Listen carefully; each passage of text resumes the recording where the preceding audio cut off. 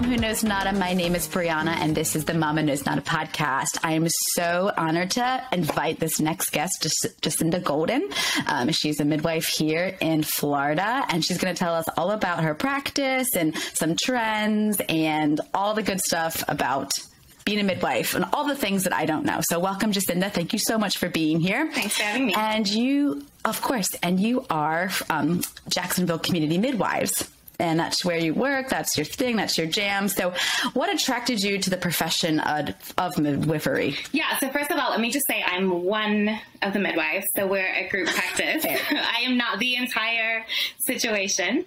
So I was during my undergrad, my undergrad's totally unrelated. It's in theology. So, right, Christian theology. Fun. But I was really wanting to go into women's health. I thought nursing, I wanted to go into nursing, and particularly women's health. I was really drawn to labor and delivery. Just kind of just innately, I hadn't had babies, obviously. I didn't have experience. It was just oh, that looks like a great job that I want to do. But I have my oldest sister, she's 9 years older than me. So she was having babies while I was doing my undergrad. And she had just really normal textbook hospital births. And it didn't excite me at all. It was just she just went through it. It was fine. Everybody's healthy, but there was no sense of, I don't know, just that life-changing empowerment, or it wasn't it wasn't special enough, I guess, for me. For what if I'm going to spend my life doing something, it's just I don't know if I love this system. So in New Zealand, where I grew up, we don't have labor and delivery nurses. We have midwives who fulfill that role. And they do most of the care. Most of the maternity care is done by midwives, and then any higher risk pregnancy is overseen by an OB. But it's all integrated. So the hospital, the birth center, home birth is all integrated, similar to Canada. So I was familiar with midwives and out of hospital birth, and kind of just thinking, having seen my sister's experiences, thinking through what I wanted to do. I was oh, I guess I'll just go be a midwife. So I Googled how to become a midwife in America, in the States. And there's actually 3 types of midwives in the United States with different qualifications and different educational tracks. And so the most common that you're going to find, working with OBs, working in the hospital, is a certified nurse midwife. That's not what I am. So they are nurses. They're RNs who then complete a master's degree in midwifery. And they have a larger scope of practice. They work usually in physicians' offices, and they work in hospitals, or more and more birth centers, because everybody's sensing this shift and the need for options. So I am a direct entry midwife, meaning I don't have a degree in nursing. I went directly from my undergrad. I went directly to midwifery school and completed a 3-year program in a specialized midwifery school. So my scope of practice is for low risk, normal, healthy pregnancy, primarily outside of the hospital. There's nothing that would disqualify us from working inside the hospital. Outside of hospitals, typically say no, and for good reason. It's the educational path, and even the licensing. So the qualifications and the licensing for direct entry midwives. So either a certified professional midwife or I'm a licensed midwife. It varies from state to state, so it can get really confusing. In Florida, we're really well regulated, and we have some of the highest qualification or educational requirements, and then we're licensed by the state. And nationally, we're certified professional midwives. But you go to North Carolina, and what we do would completely be illegal. And if it is done, if it's done, it's there's a reason I'm not in North Carolina. It's done really underground. So there's a systemic disconnect in midwifery. And unfortunately, home birth and out of hospital birth hasn't really made its way in a significant way into like mainstream maternity care. So we're still just kind of on the fringes, but people want it. Like women want the choice and they want to have options. And so I talk way too much. This is going to go too long. You're fine. We're talking to you about you. Yeah, so right. My favorite topic. Not really. Right? I'm sure your work is though, in working with women. And that's the thing, like, so what brought me here? I started it. I said, I want to be a midwife. I got my feet wet and I have never left. Like, it is what I love doing. And it's really, we do it. We don't do it for the babies. People think, oh, you must really love babies. I'm like, well, of course, everybody loves babies. Like, babies are great, but we don't, and I can speak for my partners and for most midwives. Like, we do it because we love women. Like, we want birthing people. Like, we want them to be heard, to be supported, to be empowered, and to be in charge of their own bodies and to be in charge of their decisions.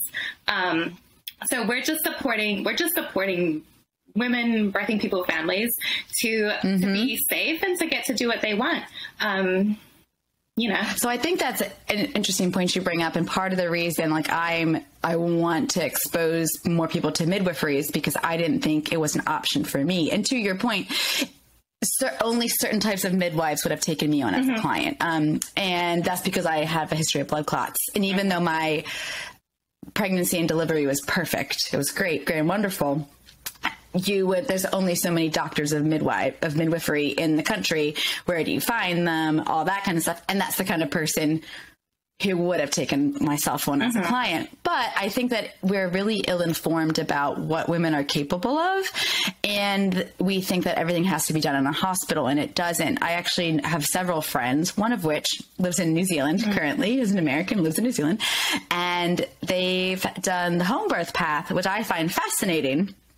And I think it's really interesting to give people a different dynamic of how you can have an empowered and celebratory birth instead of like a clinical and, regimented, like you are just another, source of income for this hospital. So I think it's really important to understand like what the options are, and to give women that opportunity to be empowered to make a decision that is best for them, whether they are high risk or low risk. So on that note, who is an ideal candidate for a home birth in particular? For home birth honestly, I think everybody deserves a midwife in the midwifery style of care, like regardless. And I think that is possible. But for home birth, we are limited to low risk, normal, healthy pregnancy. So most first-time parents, most first-time moms start out as low risk. Like, unless you have some sort of underlying health condition, if you are pre-existing, like high blood pressure or diabetes, or more serious things, most people starting out are going to be low risk and healthy. And actually, when age isn't really a big deal, you can be 40. It's totally okay. Like, you can be 40 plus, and it does increase. It's a little bit higher risk, but it's not automatically like, whoa, like there's no way you can have a home birth. That's a common one that people are like, can I do this? I'm 36. I'm like, yeah, that's great. You can totally do this. So first time moms are usually good. And anybody, really anybody who doesn't have high risk factors. Now that can change during pregnancy. So that's why prenatal care is important. Like, the role of prenatal care is to monitor the client and the baby throughout the process, just to make sure that they are staying normal, healthy, low risk, and nothing concerning is creeping up. And then ultimately, it's just people who want it, I tell women all the time, the best place for you to have a baby is where you feel the most safe, the most supported. And that is so different from person to person. So if you want a home birth and you're healthy, like, you can absolutely start with a midwife. If anything happens during the pregnancy, you cross that bridge when you come to it. Makes perfect sense, actually. You can always change your mind. Right. And you can still have a midwife in the hospital setting. Exactly. If you want as well, exactly. right? Yeah. Perfect. What are the benefits of a home birth versus a more traditional hospital birth? So I saw this on the question list. I'm like, I don't know how I'm going to answer that. I don't have a lot of hospital experience. When I go to the hospital, it's, because something has gone on at home, whether it's just a really long labor, like we have a complication or a need for more intervention. So whenever I go to the hospital, like we are going there for interventions. But I think especially right now, like during the pandemic day and age, and all the time, just the benefit of the home birth, it really is being in your space with your people. And you feel like the boss of your birth. Like you are absolutely, every woman is the center of her birth, but it feels that way more at home because you don't have to get permission for anything. Like you do what you want. You wear what you want. You go in any room of your house. You can labor anywhere. You can eat and drink. You have the people that you want there, your family, your pets. And so that tends to keep people feeling more like in a calm, relaxed state, as opposed to the discomforts, the smells, the feel, the strangeness of the hospital can maybe, invoke more like anxiety, possibly, or like stress, which is counterproductive to labor. To birth, yeah. And I cannot see you anymore. Oh, that's okay. We'll go. We'll just roll with it. I'm just looking at myself. I'm pretending like I can see you. Technology. I can still see me, so I don't know what's going on. Right. But my computer has not crashed again, so we're going to call that a win. Okay. Good to know, though. What ways do you think women are misinformed about the practice of midwifery and the home birth process? Yeah, there's a couple of things. So we already touched on, I think women are sometimes uncertain about who can have a home birth. So, like, a lot of people just kind of get a high-risk label for things that, like, totally can be workable for licensed midwives or for midwifery care. Interesting. And then I think, again, and some of this is our own problem because of the different types of midwives, because it's not completely cohesive and, from state to state is so different. So I think women are misinformed about maybe the qualifications of midwives. I get a lot of like, what's the difference between a doula and a midwife?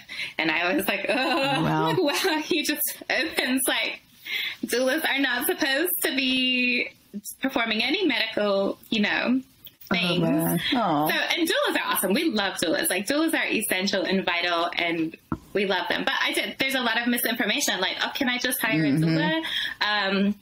Or there can be just confusion about a midwife's scope of practice. But that just comes, because it does differ, that just comes down to like asking good questions when you're interviewing a midwife, and like midwives, providers being open and honest and transparent about who they are and what they do. And if somebody's not doing that, like you have bigger problems anyhow. Like any provider, every provider everywhere needs to be transparent and honest. Across the board, even if it's OB, like you need to know like what I always Google when I go to a new doctor, where they studied and where they did their residency or residencies, because I think it's really important to understand the scope of education, and also hospitals in every state do things differently everywhere. Like even though you think it's like standardized, different hospitals have different like go-to practices that not other hospitals do. Right. So it just is what it is. Right.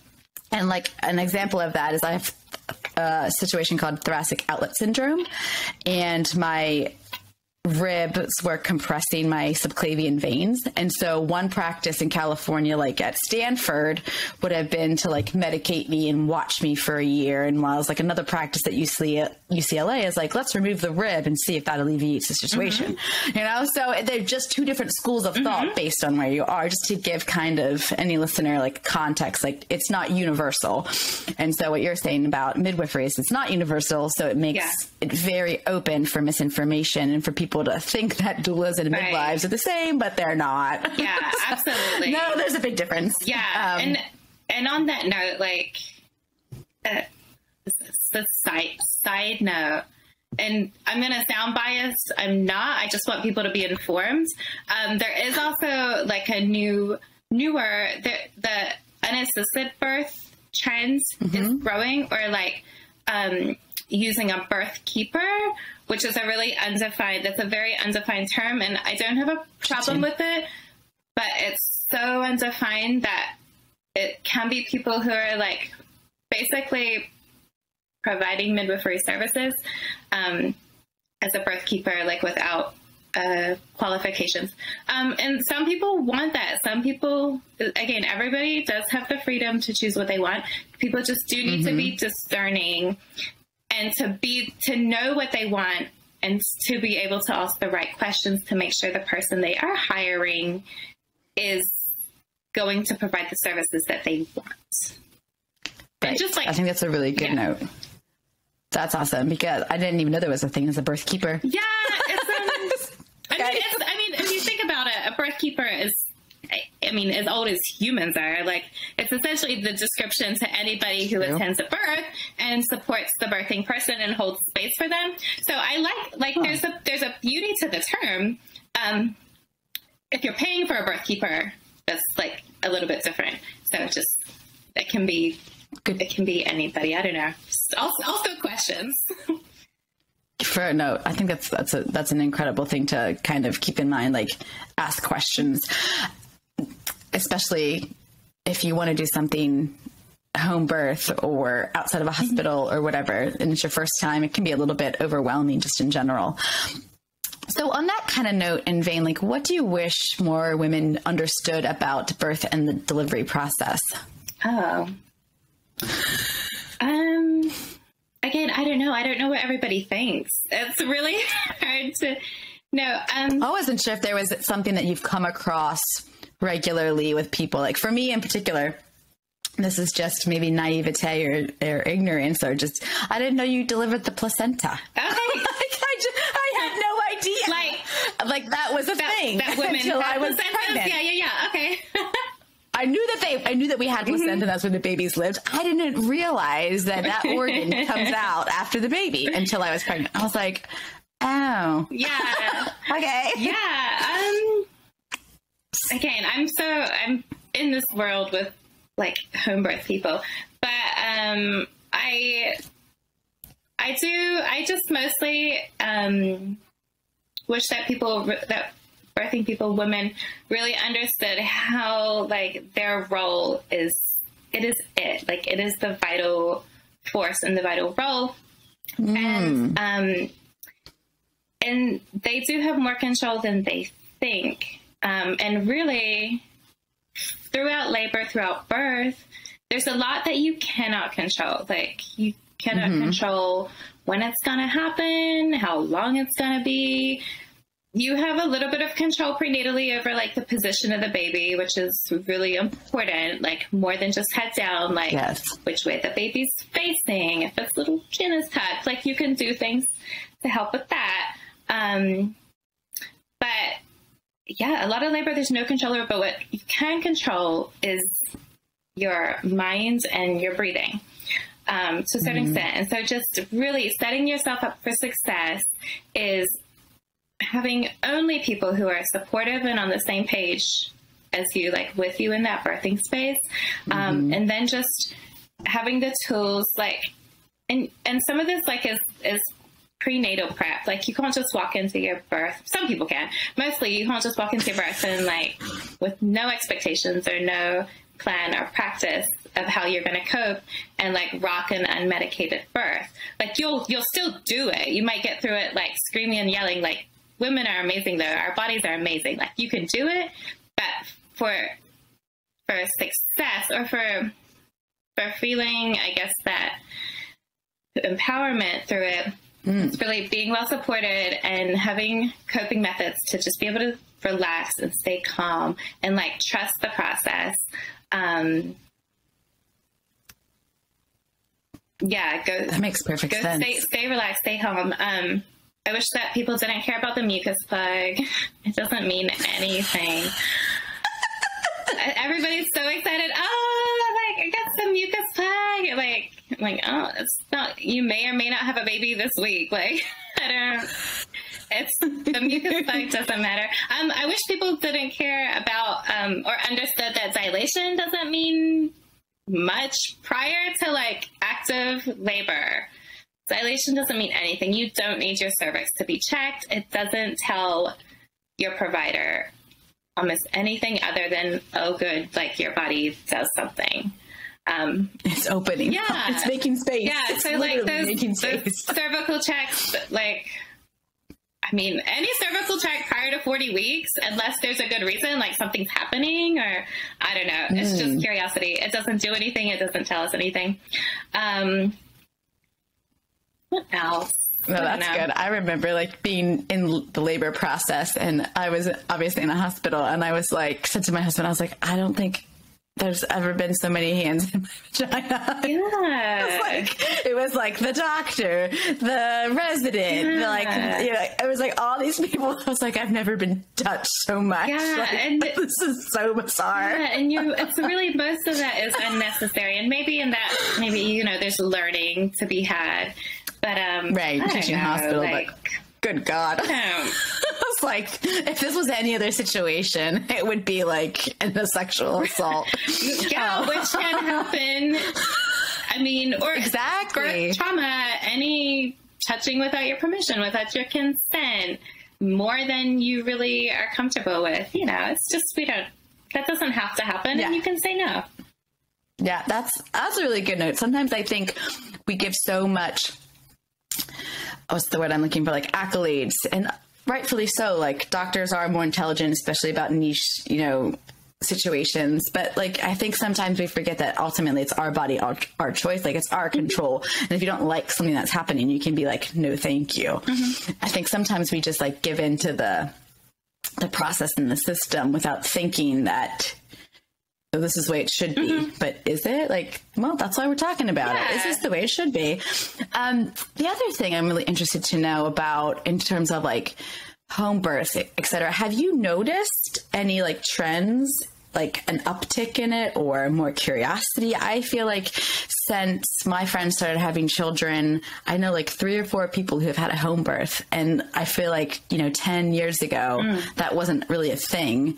Maybe it's because I was ignorant to it, but I feel like it's becoming more popular. Mm-hmm. Is that the case? Yeah, I should have actually looked up the numbers. I don't know what the statistics are, but I definitely, again, I'm skewed because it's my job. And so, everybody wants a home birth. But yeah, it definitely, even since, so I've been licensed for, since 2015, 6 years. And so one thing that I think is actually really interesting. So there's definitely been, I think there's been an increase in awareness and people wanting home birth. A lot of people want birth center births. We don't have enough birth centers here, at least to like fulfill that need. Interesting. Like they get turned away and like, I guess you have to have a home birth, but home birth is the best. It's awesome. But actually what I've noticed probably in the last 2 years, and I don't know if it's just our area or, across the board, but a lot more Black women have been choosing out of hospital birth or choosing home birth. Like we've seen, cause kind of like for a long time there, and some of this, I don't know, it's just knowledge, access. For a long time, it was like home birth was for your, like college educated white women in their like early 30s. There was kind of like, if someone's having a home birth, you could kind of like visualize who that person was in your mind. But actually we're seeing, like the demographic of people choosing home birth is broadened immensely. But yeah, I've definitely seen a lot more Black women of color, in our area in Jacksonville than I did like the few years prior. And I wonder if some of that is coming from, there's a, social media has kind of pushed the awareness to the really like abysmal maternal mortality and morbidity rates that are so like disproportionate for Black women. So I think some of that, and I hear, like, I have women sit down in their consultation and they're just like, I'm afraid of the hospital, which is sad. Like that's a big systemic problem. Like, we're not okay with that. We want to change that because hospitals are really essential and not everybody is a candidate for home birth or can access it. So we need to work on that, but it's good to know that there are other options for women that really honestly don't, like midwifery, people in home birth, women of color with midwives do not have the same outcomes across the board. That's really interesting. And I've actually looked up the statistics before too. And it is very, I would say, harrowing to realize that what I say to a doctor will be taken one way and a woman of color will not have that same credit to her name. And it makes sense that women of color would go outside the hospital to have a more safe and protected birth. And I can't speak on their behalf. Obviously, I'm a white woman with a white experience, but I think just being aware of that disconnect in our system is really, really important. And I think it needs to be highlighted even more so than when we can talk about it. So I'm not surprised that women of color would be an increase in home birth. Absolutely not. Or seeking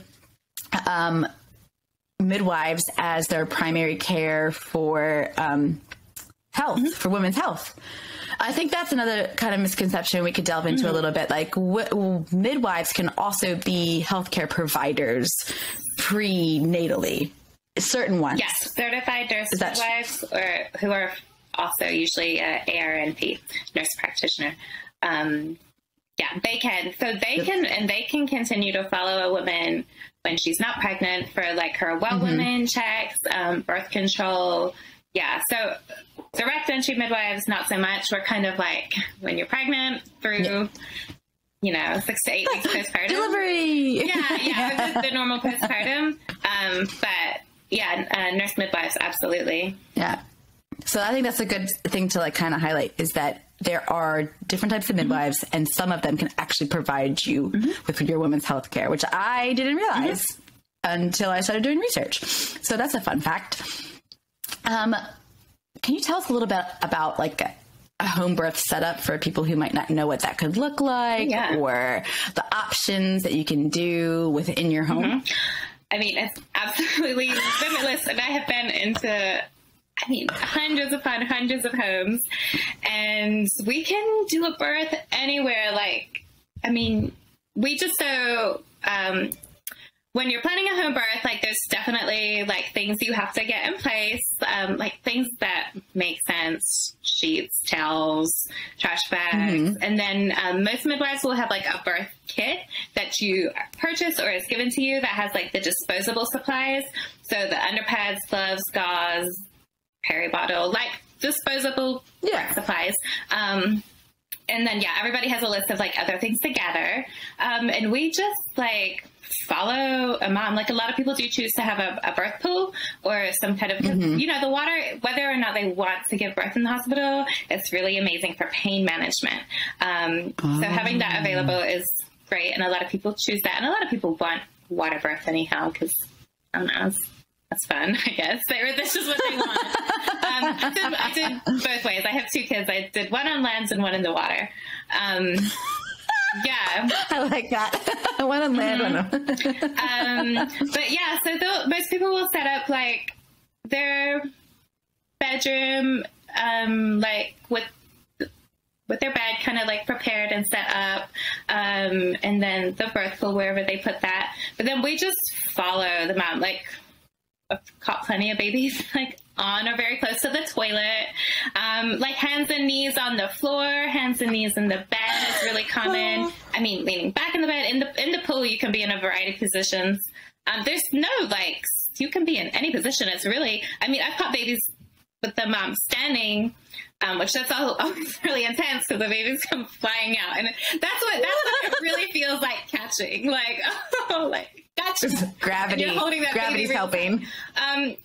But yeah, it's not, you don't have to have a lot. Like, I mean, you don't have to have a lot. Any home, as long as, like, we do have to do a minimum of one home visit prior to birth, per our, like, state law. And we have to verify there's electricity and running water. Like, that is the minimum. Yeah, it really... So you can add in anything you want. Can do it. And some people, like, with, you know, Pinterest and Instagram, like, people are getting cuter and cuter with their birth spaces. Like, when I was doing it, I don't know, I wasn't that cute. So I set up my little space, but now people will put, like, little lights in the bottom of the birth pool, like, under the liner, and they'll have their affirmations, or, like, some people choose to make, like, an altar, which these things are really great because you do need things to try to focus your energy on to cope with pain. Like, it's intense, it's powerful, and just having put so much intention into the space, I think that definitely comes through with something to focus on, something to grasp when you're, like, going through labor. That makes the perfect sense. One of my friends did that. She has, like, a yoga space. And so she set up her birth pool in the yoga space and has lights all around it to make it, like, calming with, like, all her affirmations. But because, like, she's delivering in the same place that she's, like, practicing her, like, tranquility and, like, finding her like her breath and all the things you're talking about, like, it's almost like that the energy she's given that space up to that point is calming for her and just relaxing. And so it's just kind of cute to, like, see what you're talking about, like the setup and, like, how people do it. Actually, it's really interesting. It makes me think of how you say that, like, being in that space that already has that energy. I think that is one special thing about home birth. Like, there's an absolute intimacy to birth, and some parts of, like, labor and birth, they very much can mirror, like intimate, private things, like sex, like bowel movements, like things that people don't want bright lights and, like, a million eyes, like,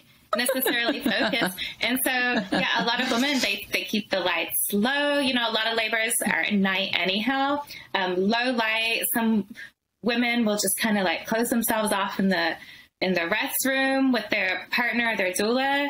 And, like, we monitor babies throughout labor intermittently. And then we're just in the space and we're, like, listening. And just listening to women can tell us almost everything we need to know about what's going on. We don't always need to see them or touch them. Like, the noises that they're making tell us so much. Like, we know when a baby's about to come based on what noises a woman's making. So you can have that really private, that kind of, like, cocoon-like, quiet, cozy, warm, dark place. And that's fine with us. If we need to shine a flashlight, we shine a flashlight. What's going on in there? Yeah. Hey, what do you feel? Hey, is a baby there? I don't think I would when I, like, feel my baby's head. That would freak me out, I think. But probably good I didn't have a home birth. I probably would have been, like, the worst candidate for it. It's all about what you want, what's right for you.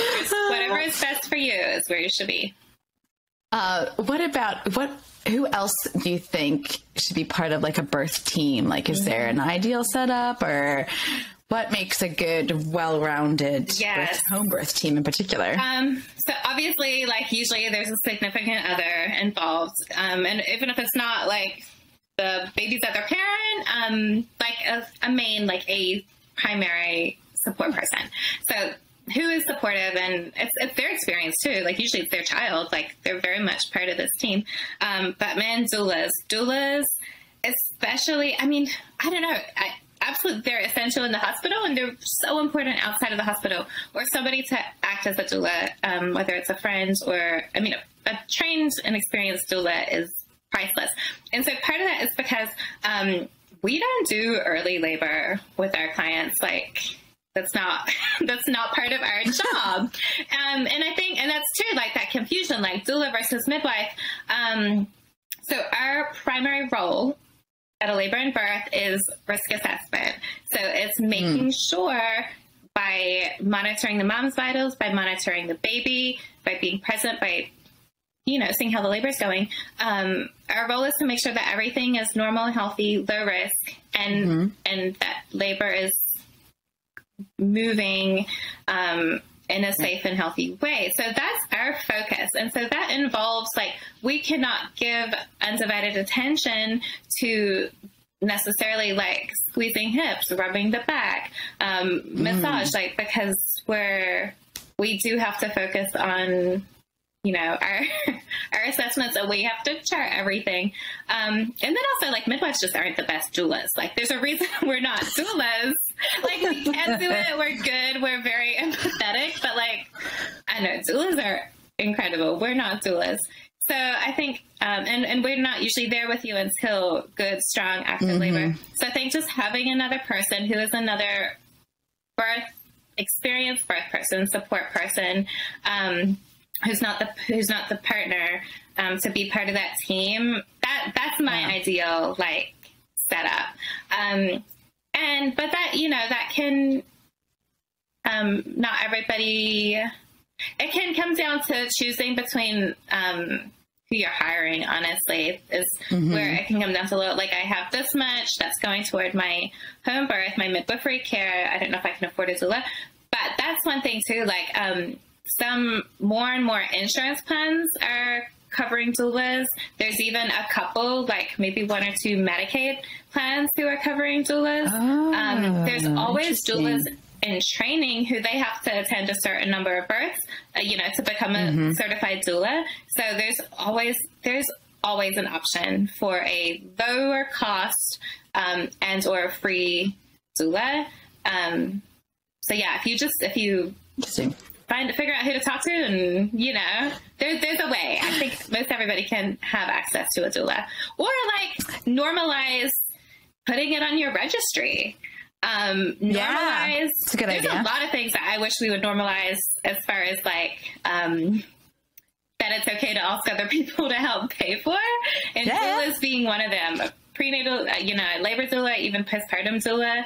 It's okay. And if you don't need a bunch of baby stuff, like, say, hey, if you want to donate to my doula.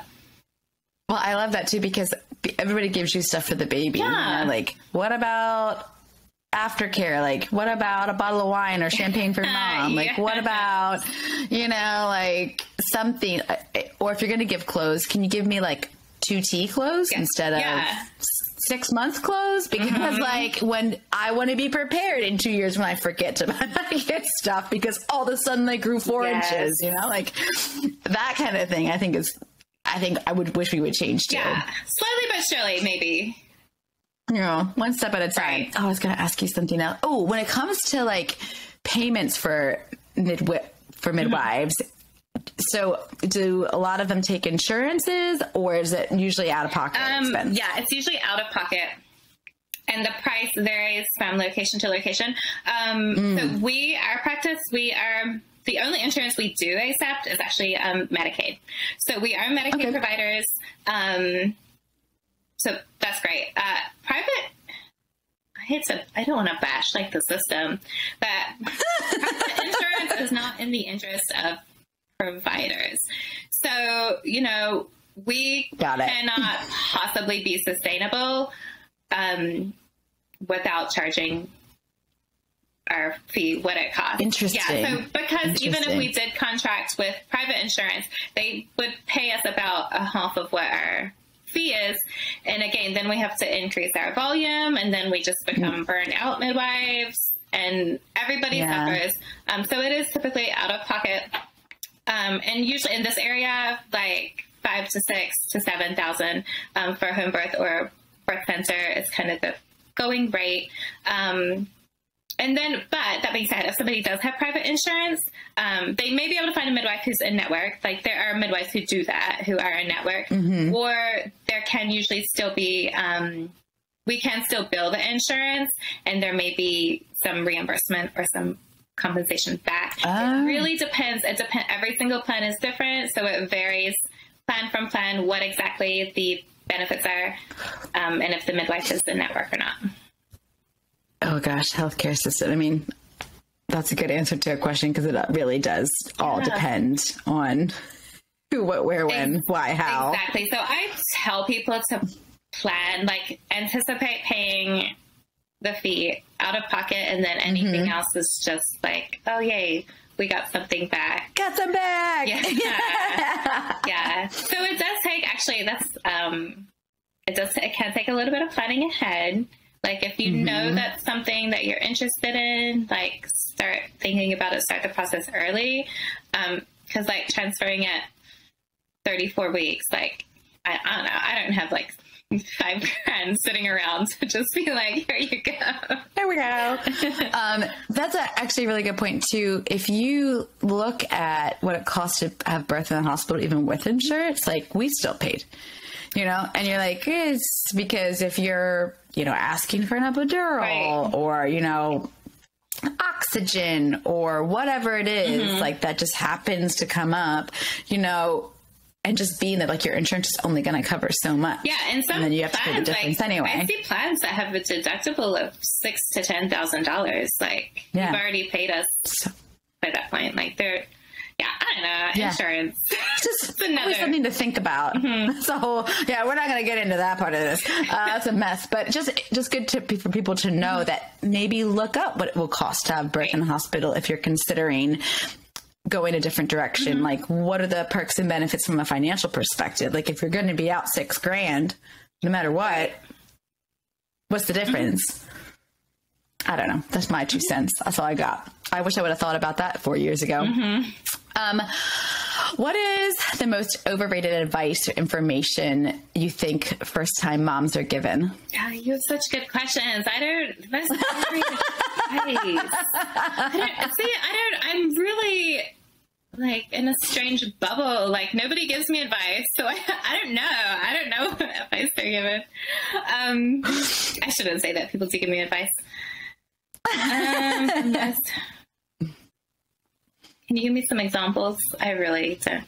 Good. I don't know, like, if anything along the lines of, you know, home birth is dangerous, or you should have a doctor, or like anything that you think is kind of, really? Yeah. We still think like that? So a lot of women are told, or there's this like portrayal of that, like, a normal average woman isn't going to be able to handle unmedicated birth. Like, oh, like, you're so brave, or like, oh, I could never do that, or like, you're going to be able to do that. Like, anybody can do it.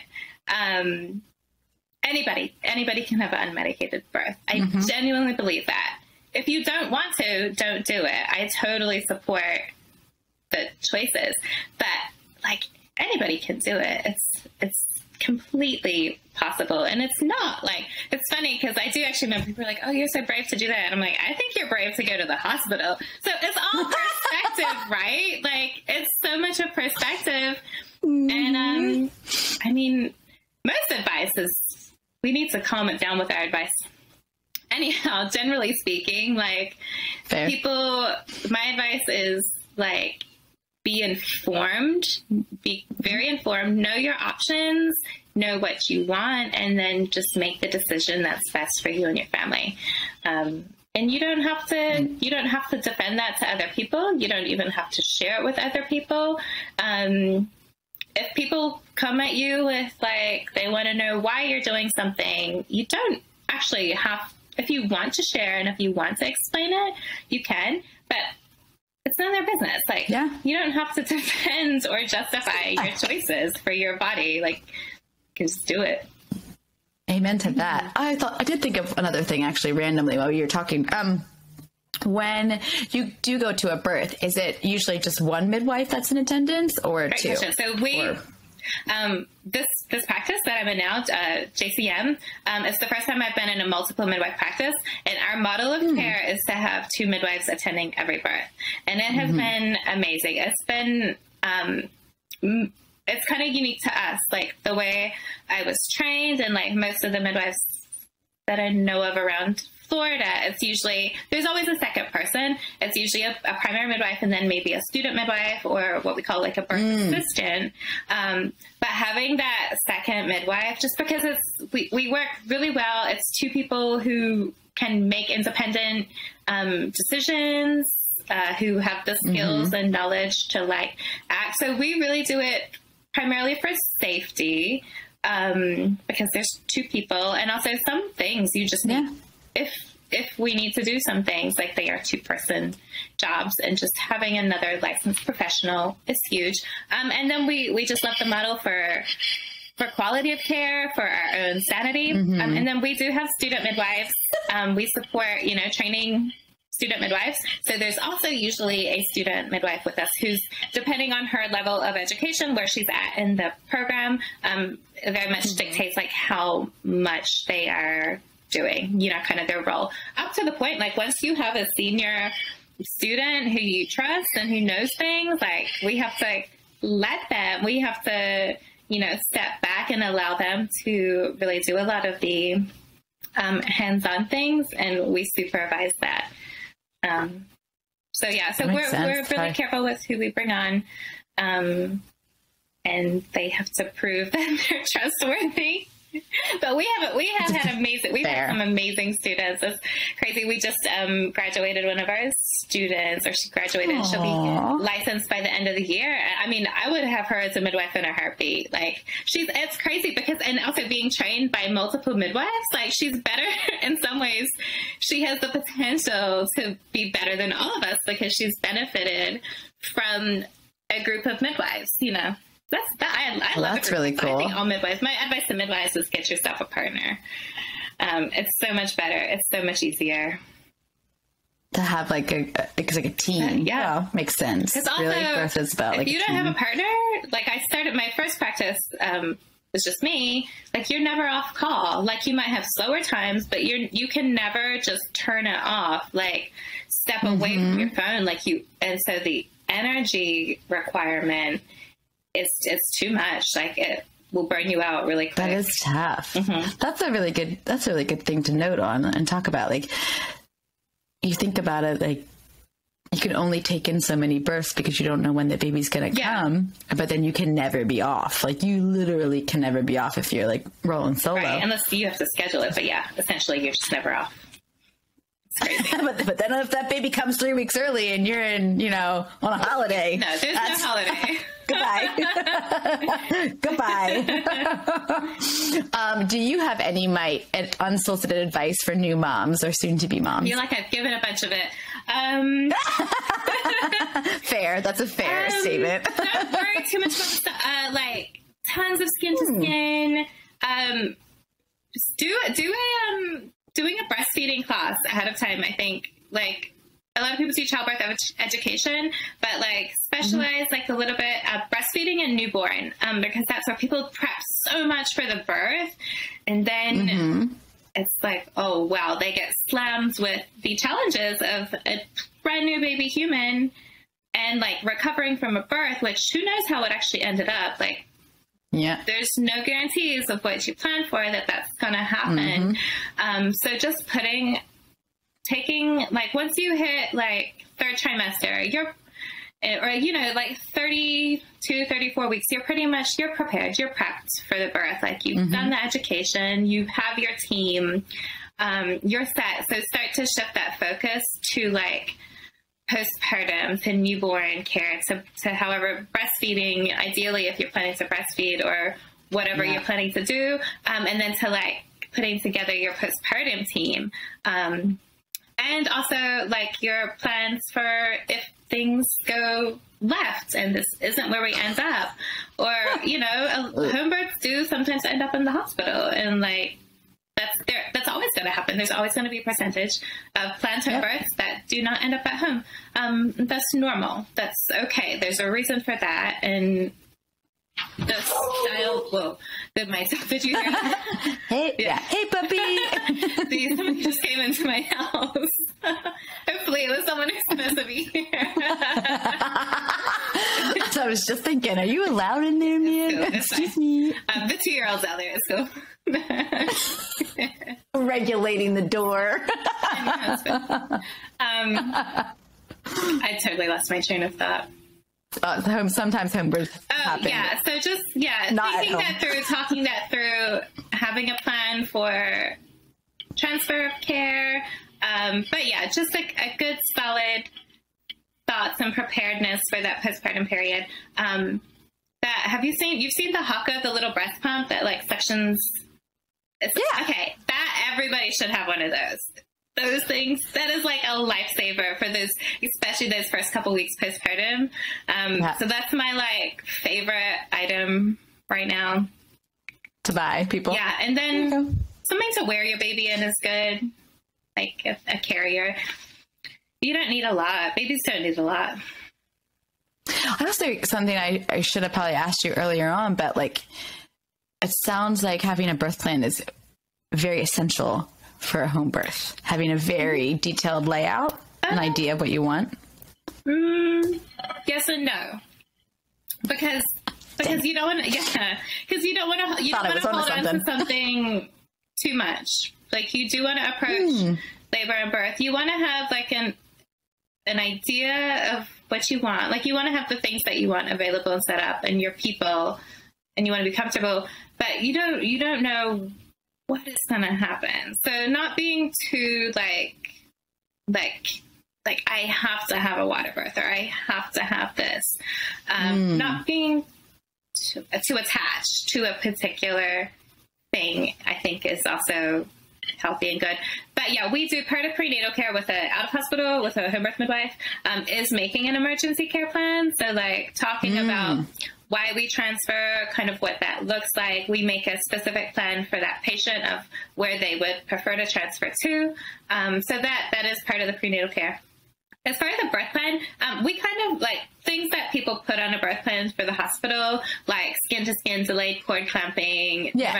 That's kind of how we practice. And also like it's right there. Like we're not doing anything to your baby. Your baby's, we're not going anywhere. There. Like, yeah. So, that's just generally how home birth midwives practice already, but it does get discussed prenatally, but having a newborn care plan, I do think is important, just in case you do transfer to the hospital. So things that you really like do want for your newborn.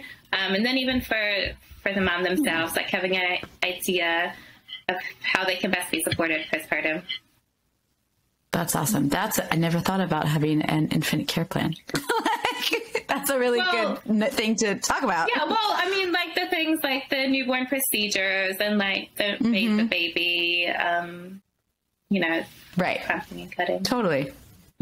Ah, nice. I mean, I was in the hospital, so it was a little different. They kind of did that for me. Yeah, I mean, a lot of people like, told they me take not their to. plans into the hospital, and that's cool. Like hospital, I mean, honestly, labor and delivery nurses do most of the stuff. Like they're the point person, and they're awesome. They care about women. Like they care about people. They might be really crazy busy sometimes, and so it can come across as like, then it's time for me. That's just because there's like 8 other babies being born on the floor, but they're good people. And especially like, I think hospitals will follow the money and follow like the demand. So the more women, like the baby friendly hospitals are increasing, I think, in desirability and in like importance. Like hospitals are realizing like, oh man, people want these things. They want more natural choices. They want more breastfeeding support. They want skin to skin. Like, so hospitals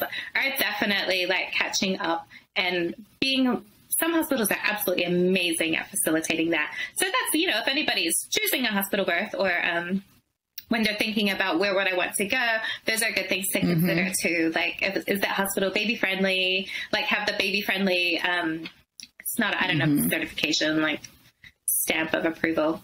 But totally, like just to your point where our son, he was born in Dallas and everything was like, they promoted breastfeeding, you had the delayed cord clamping, you know, Dominic got to cut the umbilical cord. Like he could have caught the baby, but he didn't want to. He's like, I don't want to go anywhere down there. Fair. They did the skin to skin. Like it was all of the things that you didn't even like know you had to think about until you're pregnant. You're like, oh, these are all things. They are. That's amazing that they are doing that. And then, so for us, it was easier because we're like, oh, they're going to promote breastfeeding. And I literally, again, so many people trying to help me express and like, no, you need this much cholesterol. No, I got to do the same thing over here. You're like, whoa, get your hands off my boobs. You know? But also I found it so helpful to have that support, you know what I mean? But not all hospitals are like that. So that was the unicorn for us. Yeah, that sounds like a fantastic awesome hospital. Like, that's great. All right, Jacinda, I've stolen enough of your time. Is there anything else you would like to share with us about your profession and how you're a home birth hero?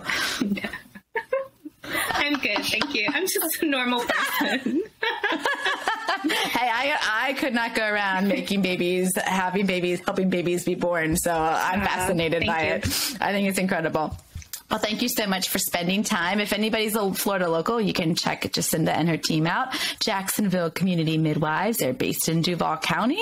I think they might travel a little bit. Yeah, actually, as we made the name before we got our office is actually in Orange Park, which is in Clay County, but we cover all over St. Augustine, Fernandina, all parts of Jacksonville. So we go everywhere. I love it. Thank you so much for hanging out with us. And until next time, people, have fun learning all the things you didn't know you needed to know.